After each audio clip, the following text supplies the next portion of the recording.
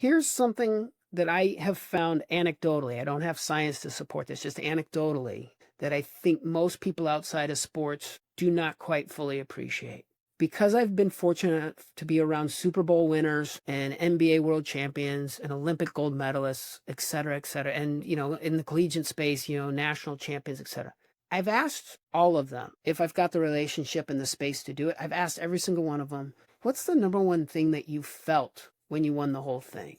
You know what the majority of them say? Relief? Yeah.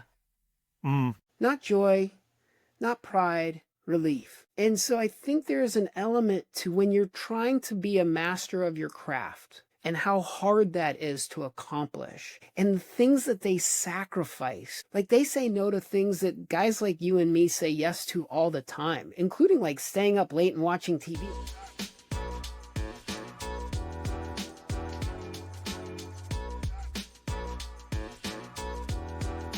He is the owner and creator of the Athletic Intelligence Quotient, an intelligence test that assesses the innate cognitive abilities that are the most utilized in attaining, developing, and applying athletic skills, strategies, and tactics. We welcome Dr. Scott Goldman onto Hoopsology. Welcome, Scott. Well, hello. Thanks for having me. Thanks for coming on to the podcast. Truly appreciate it. Before we delve into what your relationship is to the game of basketball, our podcast covers the culture within hoops. So take this question any way you want it. What is your first or favorite basketball memory?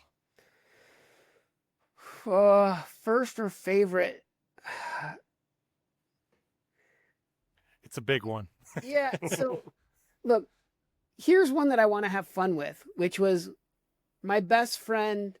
We played, we were playing rec league and, we were like 13 years old. And my best friend got the rebound and then went to the wrong basket and shot and missed and shot again and missed. And on this third shot, I had to block it. And I'm 5'6". So like I wasn't 5'6" then, but similar kind of ratio. So for me to block it took a lot of effort. And it was funny because the parents got so excited at the fact that I would blocked our teammate from shooting on our own basket. So that's a fun memory. From a professional standpoint, I've got a lot. Like when I was at the University of Arizona, watching Coach Lute Olson do his thing was the equivalent of like watching Beethoven work or something. I mean, he was just an unbelievable coach. Still while at Arizona, watching Sean Miller, he puts more information into any given minute. Like it's just unbelievable how, and I know the word intense and him go hand in hand, but when I say intense, what I mean is how much detail and how much information he throws into a moment is unbelievable. Can you walk our audience through the Athletic Intelligence Quotient for those who might not be uninitiated and its relationship to sports and also specifically the world of basketball? Yeah. So I think of basketball as being this constantly mutating, unsolvable puzzle. I mean, it is poetry in motion, right? And sometimes it's scripted, sometimes it's chaos. And people navigate that challenge in a lot of different ways. Some do it with just straight athleticism, right? Like they talk about a guy who's just a north-south dude, right? Like he can just go north-south, like drive to the basket. So some can jump out of the gym. Some are unbelievable, just alpha dogs when it comes to their work ethic. And some are just tacticians. Like you see them, it's almost like they're doing math problems in their head while they're out there. So, you think about like a point guard or a primary ball handler who's got to make a decision. Like, do I hit the guy in the corner? Or think like a dribble handoff. And it's like, okay, do I go to the basket? All of these kinds of calculations. So when my partner, Jim Bowman, and I, when we created the AIQ, we started with that concept.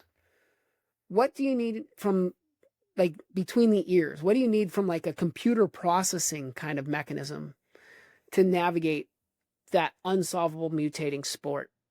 That's what we started with as the definition. And then we spent about 15 years researching what cognitive abilities, what aspects of intelligence are most needed and utilized to navigate that space. Once we did that, we brought it to market in 2012. we're not just in basketball, we're actually across all 5 major leagues in North America, as well as international. We're over in Europe, in English Premier Leagues. We're also in Australia. So it's just been really kind of cool in the ways that it helps. It helps players understand how they do what they do. It helps coaches understand how they do what they do. And then it helps that relationship dynamic between the two. So clearly, very well thought out. You mentioned taking 15 years to develop this, and I'm sure it continues to evolve. How did you begin to even list all of these factors involved? I mean, was it kind of like a brainstorm session in what you could gather from observing and of course within your professional expertise related to the sport? So that's a great question. First thing we did was we took old wine and put it in a new bottle. And what I mean by that is the gold standard of intelligence theory is something called the Cattell-Horn-Carroll theory of intelligence. CHC theory. If you have a child or if yourself has ever been tested for giftedness or a learning disability, it's a higher probability than not that the test that was given to assess that was based off the CHC theory. So we took something that had a huge body of empirical support. Then we looked at the literature of all kinds of unsolvable puzzles, not just sports. We looked at first responders, military, firefighters, astronauts. And that's when we started to formulate which cognitive abilities we were going to focus on. Then we brought it into sports. And not just like average athletes, like we were looking at elite athletes. So again, I started at the University of Arizona. We were working with the University of Arizona athletes. Then we immediately go to the NFL. And then in 2013, we go to the NBA. So all of a sudden we're collecting data, but we're collecting data not from like weekend warriors like myself, but from actual like premier athletes. So that way, when you get a score on the AIQ, you're being compared to other professional athletes. So that's why it took so long to construct. Like, you can't visually see intelligence the way you can visually see height. Like, guy walks into the gym, you're like, that dude's tall. But you can watch in their gameplay them making mental errors or them actually doing something where you're like, how did he do that? Like, how did he think? Like, how did he know that that guy was behind him, kind of thing? Mm-hmm. And I think that's where you can infer visually intelligence, but you can't actually see it. And that's where we said, okay, because you can't visually see it, you can only infer it. We better make sure that what we do is accurate. And you mentioned some of those other professions that were involved in the development of this. Is the comparison there just performance under what we would perceive as like high stress situations? Is there a comparison there from those professions among professional athletes? I mean, I think that is part of it, right? It's high stress, but it's also time dependent, right? Like there's a shot clock when you're a firefighter running into a burning building, and there's a shot clock as you cross half court. So what's interesting is if you look at the literature for intelligence, oftentimes those that score highest are the ones that finish first because it's kind of easy for them. They're processing fast. And those that finish last because they're very meticulous. So we even had to eliminate that factor too, because again, there's not a sport right now that doesn't have a bit of time pressure to it. I just want to ask you, when you sit down with athletes, what is your approach when meeting with them and introducing just your approach? Are they skeptical? Are they open-minded? What's kind of just the process from beginning to end? Me as a psychologist or me reviewing the AIQ data? Just the AIQ data with the athletes. Yeah, I have found the best part of telling the truth is it's easy to repeat over and over again. And I find that players respect authenticity. So if they have a low score, notice I say low, not bad, because bad implies they can't do something. And that would be like, hey, I'm only 5'6". And if you put something on the top shelf, it's like, I have bad height. I can't get to the top shelf. That's not true. Like, I can still get to the top shelf. I just need something like a ladder or a step stool. So we emphasize that there's not good or bad. There's not pass or fail on the AIQ. There's just information. So what we found, and when I deliver it, is being authentic and honest resonates, because we don't say you can't do something. We just say, hey, this is a score that low. It suggests that you have to develop a way to compensate.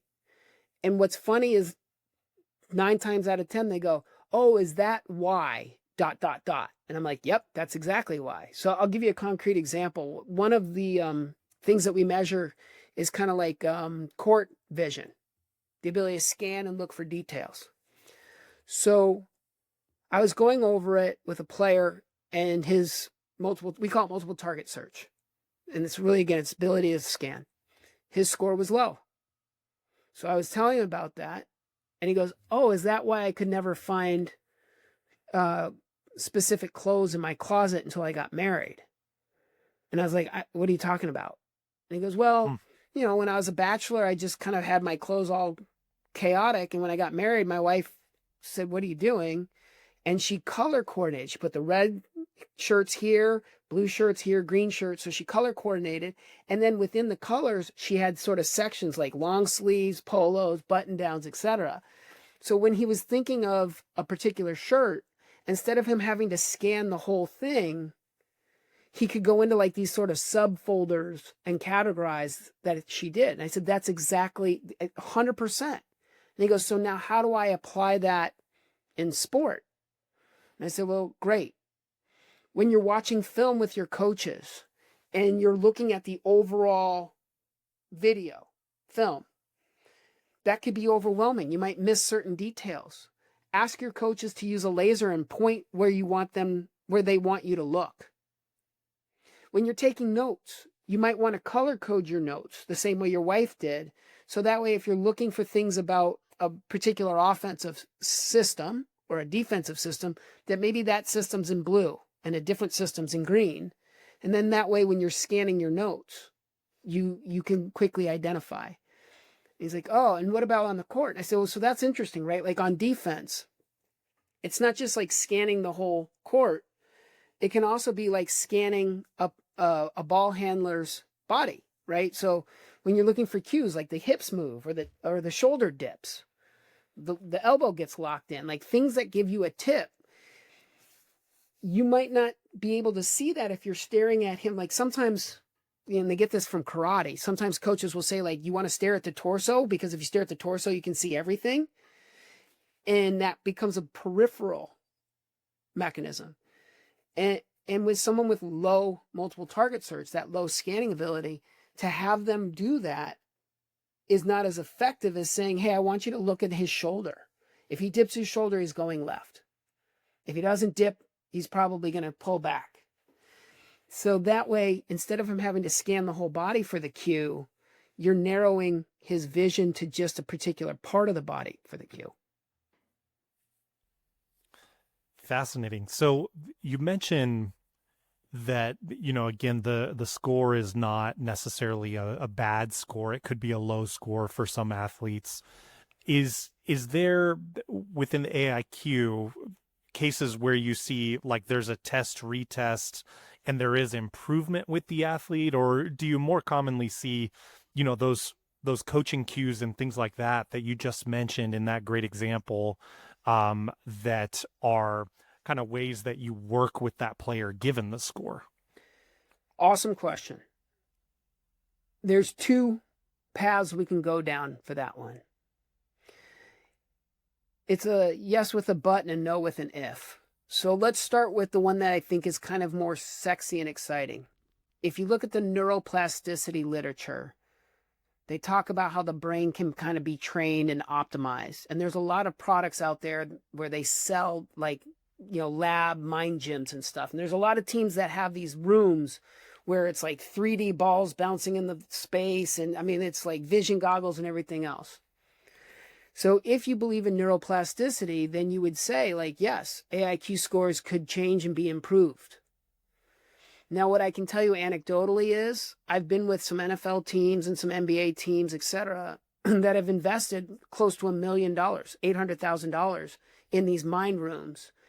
And the only thing the players got better at was the actual like neuro game itself. So if they were about tracking balls in space, they got better at that. And anecdotally, some of the players would swear by it, like, oh, the game is so much slower for me now.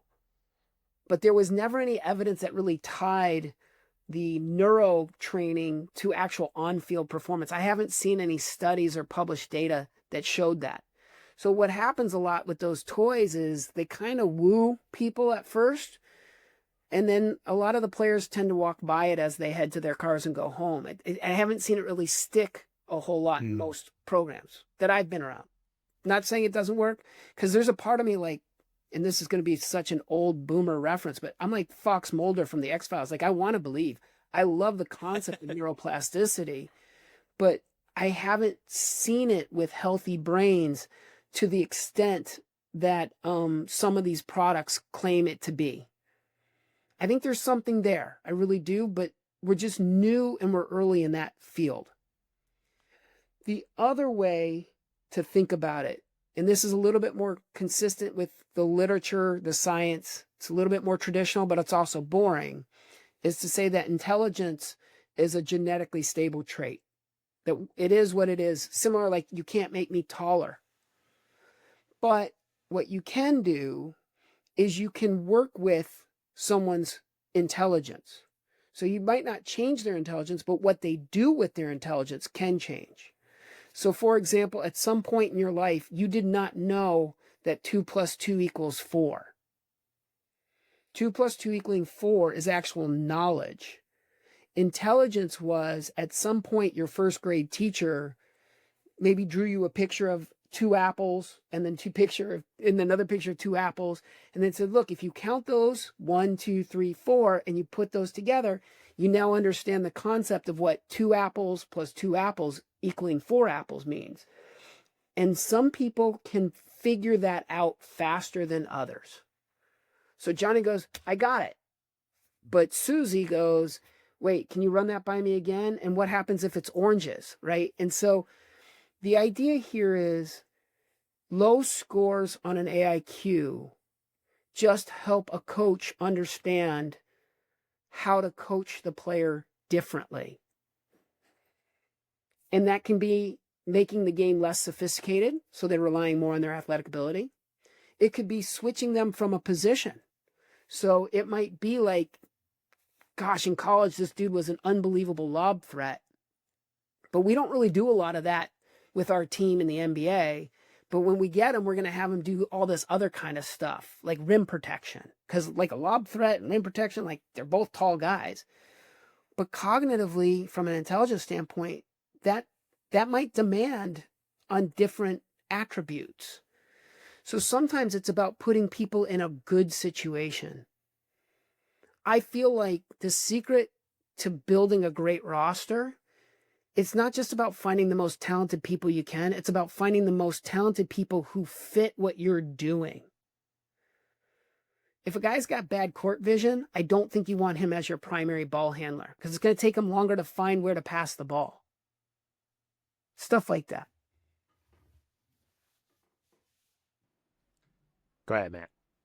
Yeah, it makes sense. And they always talk about great coaching being finding that fit and how to utilize that roster that you have, right? Do you find that, I mean, I think the answer may be quite obvious here in how I'm framing this, but I was still curious about your feedback. I mean, with the NBA being one of the more analytically driven sports, at least I would say in the 2010s and beyond, do you find that coaches are very open to the ideas and the assessments that AIQ and really maybe even stepping back and more broadly speaking, the field of sports psychology goes? So I have found some folks will look at sports psychology and they try to portray it like being these like wise gurus, right? That just tell people how to live their lives. which gives me such an ick factor, right? Like you'll see some of these folks like on LinkedIn and they're kind of like they're staring off into a sunset and then they're quoting themselves like, just be the best version of yourself. And if you believe it, you can achieve it. Or you know, like you got some of these really tough guys that are like, if it sucks, that's good and all. And like, look, those things have its merit. Like, I don't mean to be critical, but it's just not really how I've chosen to craft my career and my contribution. What I've often thought about, and this is both me as a psychologist and the AIQ as a device, is I just believe well-informed people make really smart, good decisions.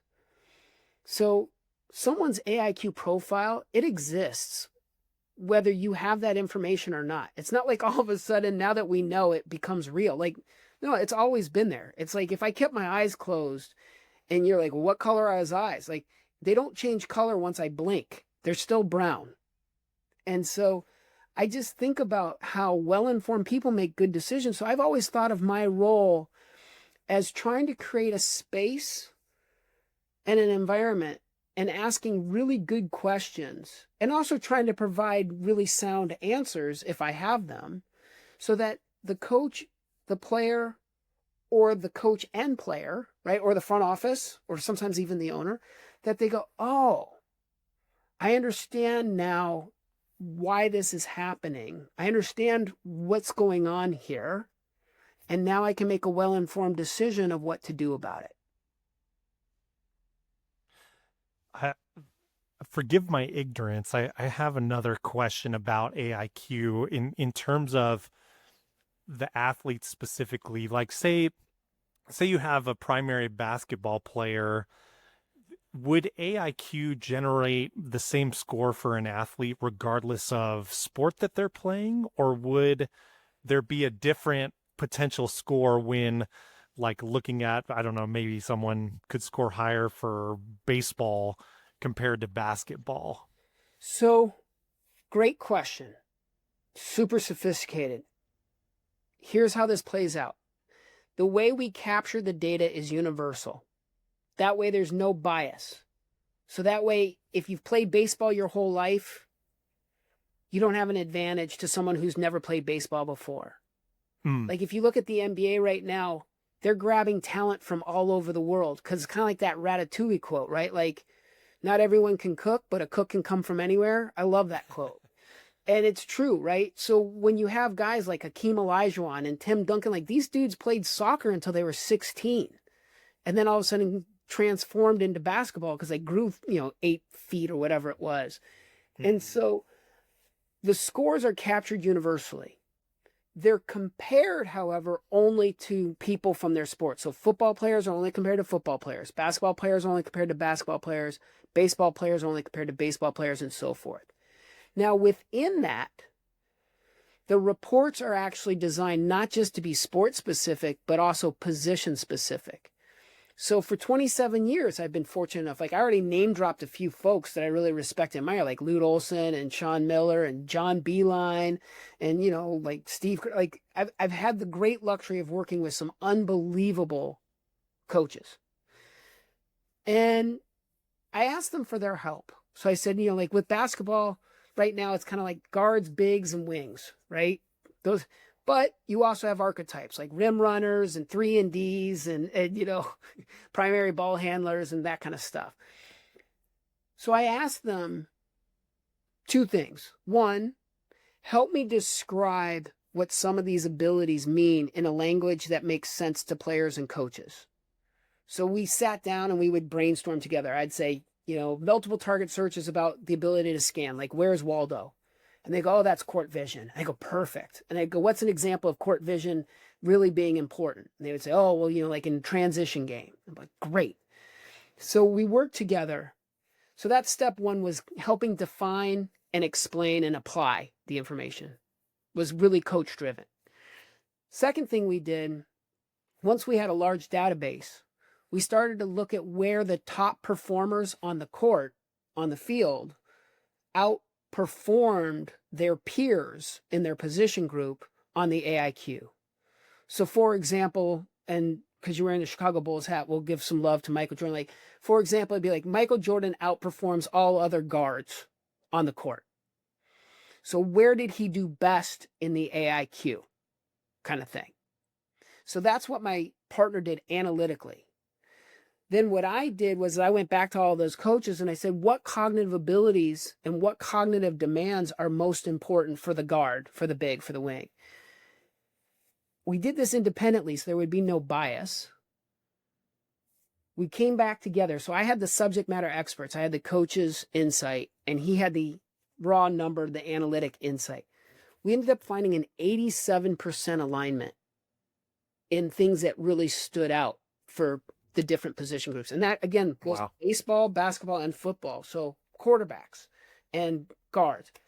And we folded that into the report to say, hey, all of this data matters, but these 5 scores is where you should start to really digest what's going on with this player. A follow-up question to that, with basketball is a evolving game. Nowadays, the three-point shot has become very prevalent. Who knows what's going to happen within the next, 10 to 20 years. How does the test adapt to just the evolving game of basketball? How do you account for those changes? That's eventually going to happen just as coaches are looking for a heightened advantage. The game changes just in terms of just how, basketball evolves over time. Yeah. So, I mean, this is not even a not so humble brag. It's just straight brag. I think we did a great job, and I give Jim Bowman a lot of credit for this. My partner, our capture is comprehensive. So where things have changed is, to your point, as we keep shooting further and further away from the basket, what we're creating also is a whole lot of floor spacing. So one of the things that we capture is something called spatial awareness, which is all about, court mapping and floor spacing. So to your point, as the game evolves, different cognitive abilities start to become more and less important. But it's not just how the game evolves as a whole. It's also the fact that maybe, and again, I'm going to rely on your hat as a cue, maybe the Chicago Bulls play more of a two-man game, a more high-low game. And then maybe you have say the Toronto Raptors that do a lot more of kind of that floor spacing where they have, Scotty Barnes as their big, as the primary ball handler, right? So not all teams use a uniform style or tactic of play. So whether it's basketball where you're talking about spacing versus playing a two-man game, or rugby where you go hey, we got big guys versus fast guys, or football where you might go, ground and pound with a running game versus an aerial attack. So what we've done is we've really highlighted how we can help explain a good fit for you. This guy is really made for dribble handoffs. This guy is really made for an air raid style. That's NFL talk, air raid style of offense. We actually created an AI bot. We call it the AIQ Plus.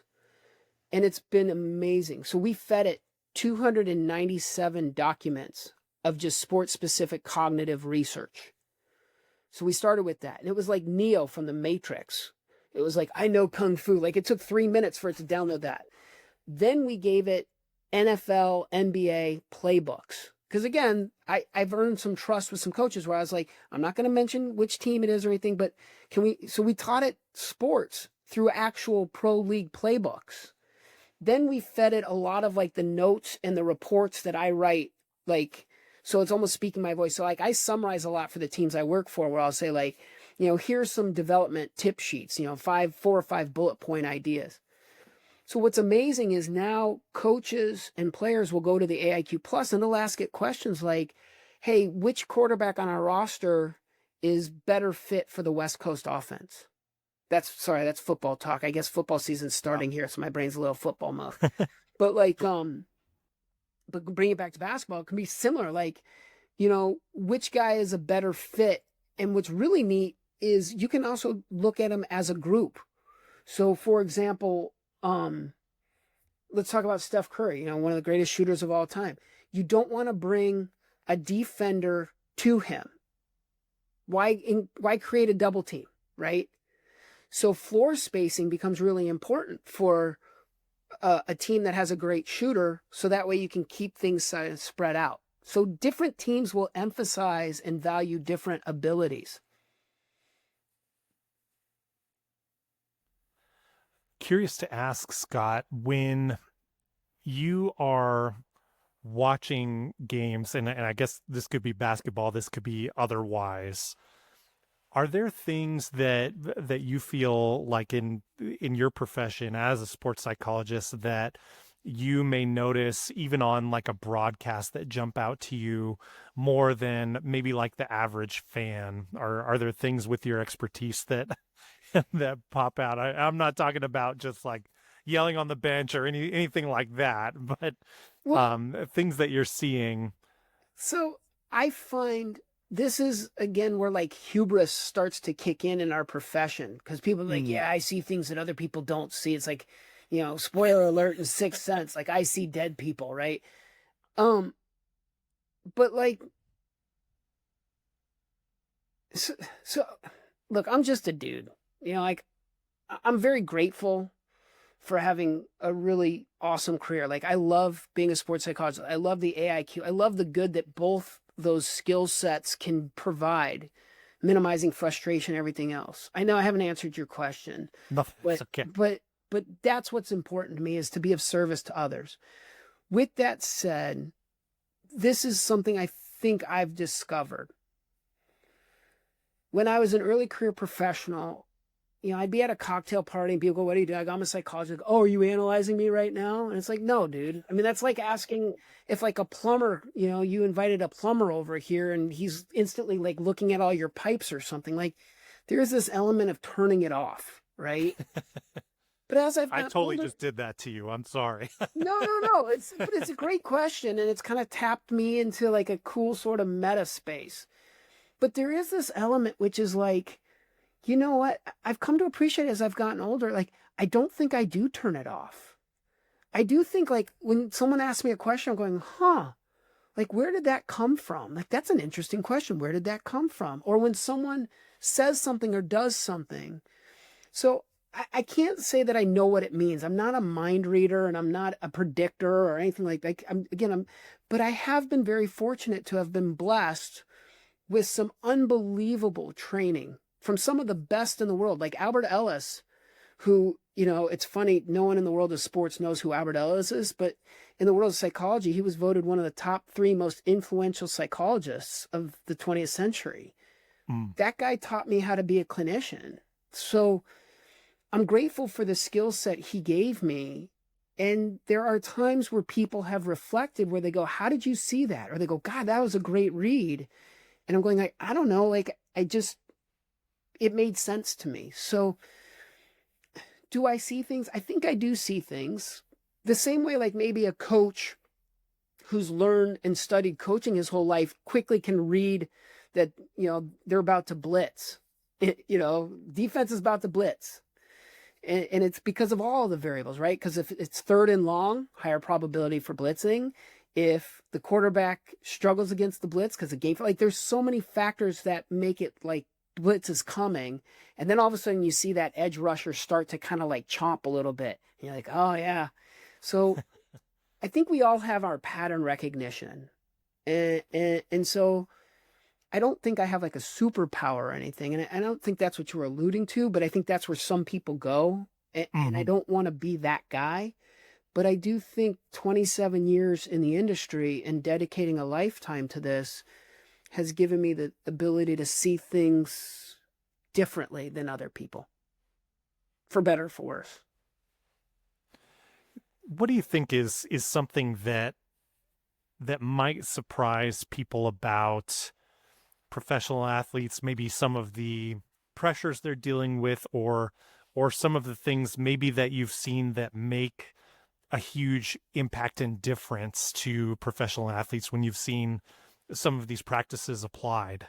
Here's something that I have found anecdotally. I don't have science to support this, just anecdotally, that I think most people outside of sports do not quite fully appreciate.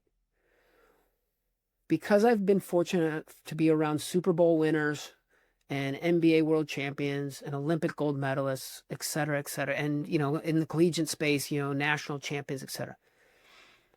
I've asked all of them if I've got the relationship and the space to do it. I've asked every single one of them, what's the number one thing that you felt when you won the whole thing. You know what the majority of them say? Relief? Yeah, Mm. not joy, not pride, relief.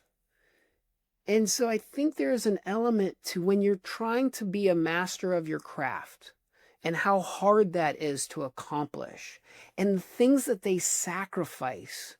Like they say no to things that guys like you and me say yes to all the time, including like staying up late and watching TV. Like it's the stupid stuff, right? And so I find that most of them are really good people. Like sometimes people ask me about this, like, it's like, when they become famous or when they become millionaires, I go, we often see the headlines of the guy that messes up. And so people go, oh, see, like power corrupts or money corrupts. I'm like, what I've discovered is that money and power just gives people the chance to be their true, authentic self. If you're an a-hole, then when you sign a $250 million contract, you get to be an a-hole with $250 million to play with and being an a-hole. You can do a lot of a-hole like things with $250 million. But if you're like a genuinely good guy and you get $250 million, then you now have $250 million to play with to do good things. So I just feel like people kind of reveal themselves when they become celebrities of status and stature with money and everything else. So, sorry, I'm all over the place, but I start with the idea that I have so much respect for the people that I'm working with because of what they've sacrificed, because of what they've given up. And because most of them now having the luxury of money or power or an audience, most of them do good with that. And it's interesting because they can be really hard on themselves. They can be really driven. They can, again, that relief, you got it. That relief to me is so powerful and so earned because it is hard. What they're doing is hard, harder than I think anyone really realizes.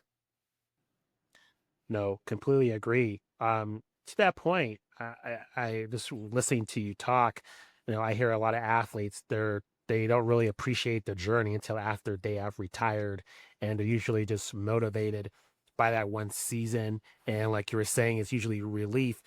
In that relief, is it more of satisfaction of a task completed, or is it just the fact that they escaped the fear of losing? Like, where's kind of that? Is there any joy in that relief? I'm just curious, just delving into that more. When they finally win the ultimate prize, whatever sport that they're seeking. That's so cool. That I have not found to be as universal. The relief is universal, but is it relief from joy? Is it relief from fatigue? I mean, like you see this sometimes, like they win the national championship, the world championship, and they just sit on the court and start crying. I mean, they're just overwhelmed by the moment. So, like, look, kudos to you two for really 1-2 punching on that, right? So, like, Matt gets the relief gold star there, right? And then you kind of go one step further, which to me is like a sign of a really good interviewer. I think being a psychologist, a lot of it's being a really good interview, right? Like you just got to be curious, but you also got to ask like the second, third, and fourth question. So it's like, all right, relief is the answer. Let's go one step further. What's the relief all about? And so what you do is a lot of what I do. So I go, hey, how did it feel? And they go, relief. And I go, ooh. And what was the source of that?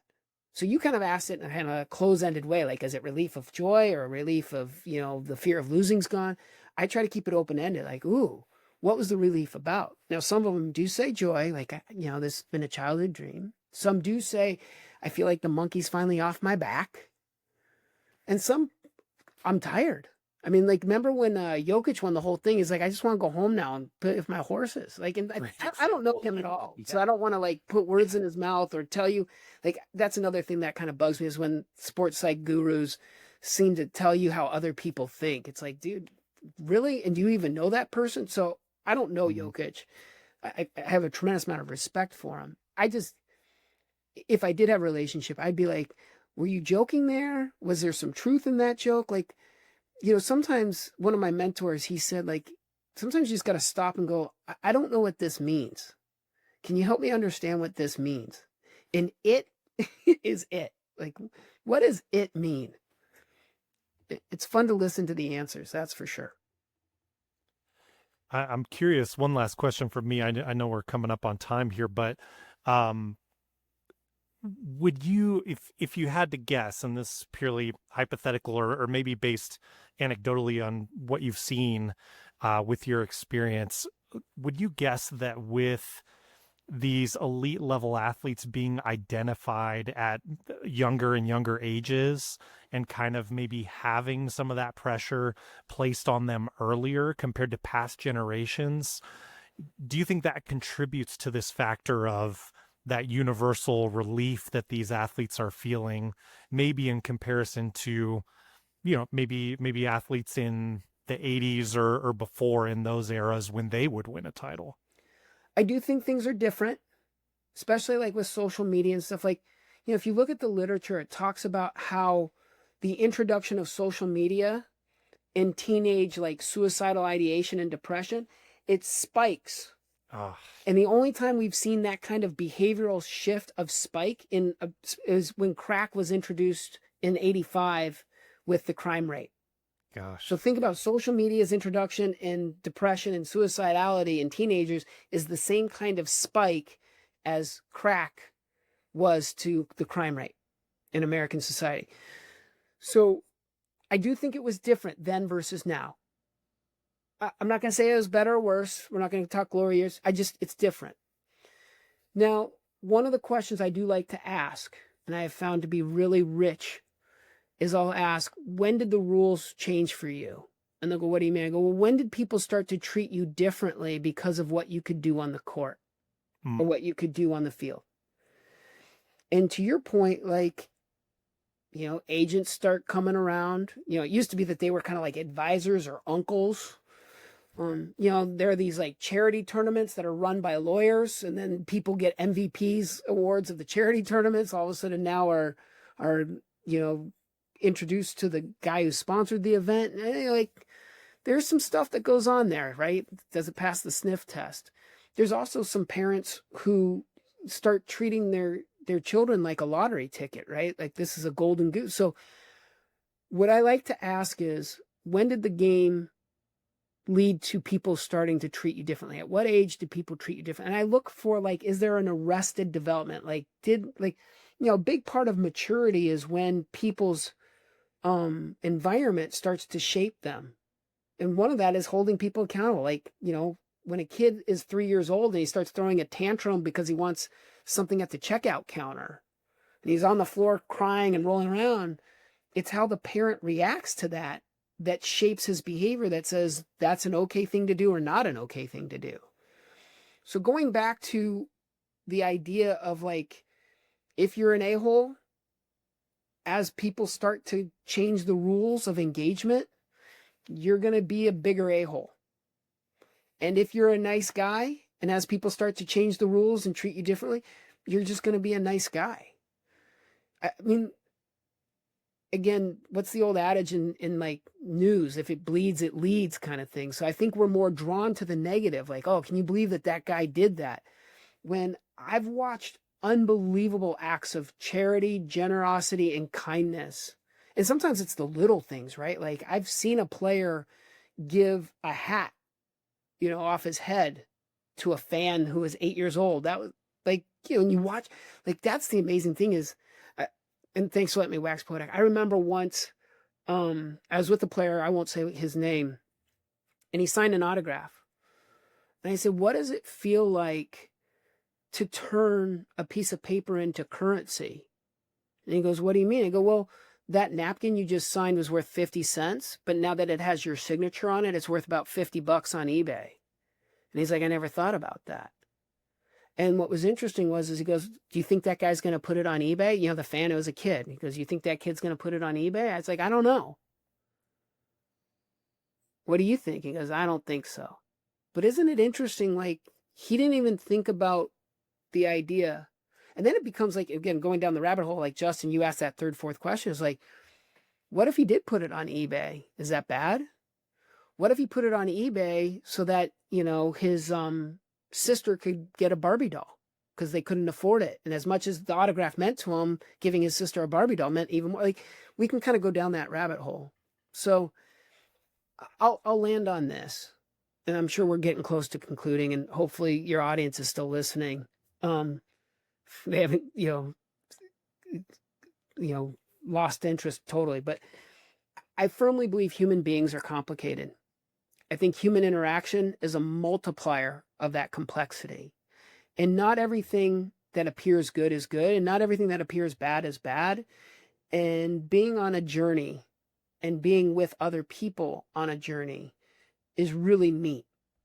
And I've really been grateful to go on these journeys with folks who are trying to do something like win a World Cup or win a Super Bowl or a World Championship. It's amazing to watch the emotional roller coaster of that ride. Scott, we appreciate the time. Thank you very much. Can you please let our audience know where they can find you on social media? If you have any upcoming projects, anything else you want our audience to be aware of? So, I mean, obviously you can get me on the AIQ website, which is just aiq.team. I'm on LinkedIn. I'm on Twitter or X or whatever the heck it's called. I'm not even sure I really know what my handle is on either of those. I think it's just like Scott Goldman, PhD or something. Like, I'll be honest with you, like, and like, okay, boomer, like, I'm not really much of a self-promoter. I'm not really on those things very often. So I check them, because one thing I do have is I do have a rule that if anyone reaches out to me, I make sure to answer their email or their social media message or their phone call. I think it's important to pay it forward. Like, someone was kind enough when I was an early career professional. So I respond to any contact that comes to me. I try to give them that grace and courtesy. So I do check them, but it's not like I'm posting every day or anything. No sunset pictures on my LinkedIn page. I appreciate the time, Scott. Thank you very much. Thanks for the conversation. This was a real treat.